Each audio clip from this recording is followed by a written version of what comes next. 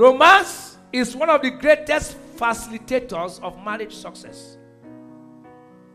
But this is where many people run into problems. When a home lacks romance, it suffers disintegration. And it is one of the reasons why God set up the home. I'm going to show you something from the Bible that you'll be shocked. Okay. 1 Corinthians 7, 1-5. Let me read it from the Message translation. I like that translation. Let's go, Message Bible. Everybody look at the Bible. It's not me that wrote the Bible. Now, getting down to the questions you asked in your letter to me, because we have been asking this even in our private houses. First, is it good thing to have sexual relations? God is, are you God? Are you holier than him? They are asking Paul, is it good for sexual relation? My friend, this is Bible. This is Bible. Are you holier than God? Okay. Verse 2. Certainly, but only with a certain context. It's good for a man to have a wife and for a woman to have a husband. Sexual drives are strong. Don't pretend, all men. But marriage is strong enough to contain them. So marriage is where sexual drive is contained. And provide for a balanced and fulfilled sexual life in a world of sexual disorder. The marriage bed must be a place of mutuality. The husband seeking to satisfy his wife. Are you hearing? Not to only satisfy himself. Are the men hearing what the Bible is saying? This is where all the troubles in the home is coming from. The man just go there, back, he's off. God said, if you don't want trouble, satisfy your wife. Are you hearing what the Bible says? Now listen carefully. A life story. The biggest Pentecostal church in the world right now, the pastor's wife came, all the pastor's wife, I said, they want me to speak to them with their husbands. I said, why? I said, but you have big names in your church. They said, Pastor, for this topic, you alone. I said, why? They say, I said, I'm going for summer to meet my family. They say, if you are not speaking, we invite nobody. That will be hard. You love your wife, submit to your husband. But you are raw. And our problem, we can't tell them. You tell them. Come and tell our husbands. This is the problem. Every secret quarrel that has no foundation is around here.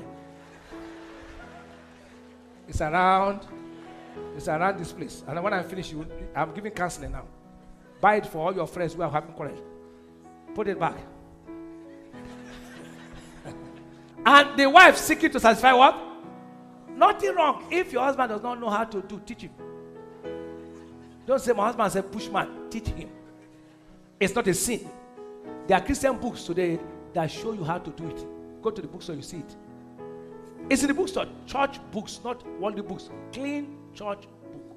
It's not the Bible that wrote it. There's a book written by a doctor who is a pastor. There.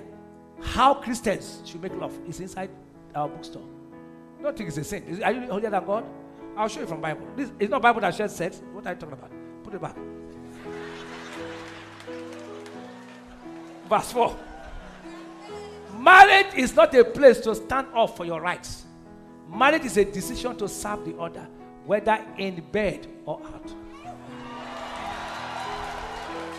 Hello? Verse 5. Abstaining from sex is permissible for a period of time if you both agree to it.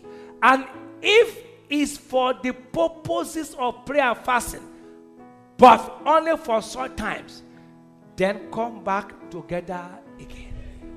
Satan has an ingenious way of tempting us when we least expect it. He will not get any of us.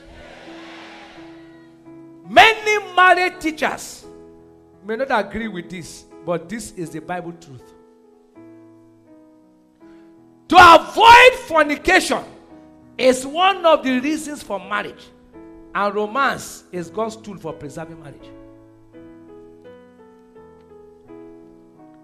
Based on 1 Corinthians 7 verse 9, look at what the Bible says. It said, But if they cannot contain, let them marry. If they cannot contain themselves, let them marry. For it is better to marry than to born. You know what it means? That word burning is the drive that is inside the man. It's better he marry than to kill himself when the drive has come. That's the Bible. Are you hearing what God is saying here? Verse 2 of that same chapter, 1 Corinthians 7 verse 2. He said, nevertheless, to avoid fornication, let every man have his own wife, and let every woman have her own husband. In verse 2, the word have there does not mean just to marry. It also means let them enjoy their own wife. That's meaning.